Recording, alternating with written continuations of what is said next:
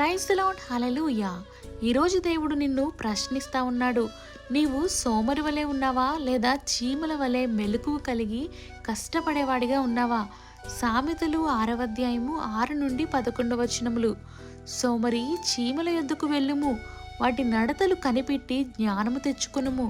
వాటికి న్యాయాధిపతి లేకున్నను, పై విచారణకర్త లేకున్నను, అధిపతి లేకున్నను, అవి వేసవి కాలమందు ఆహారము సిద్ధపరచుకొనును, కోతకాలమందు ధాన్యము కూర్చుకొనును. సోమరి, ఎందాక నీవు పడుకొని ఉందువు? ఎప్పుడు నిద్ర లేచెదవు?